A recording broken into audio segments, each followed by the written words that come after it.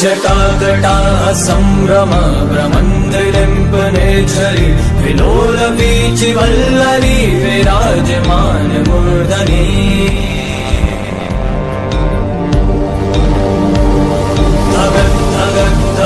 ज्वलल्ललाट पावके किशोर चन्द्रशेखरे रति प्रतीक्षणं मम।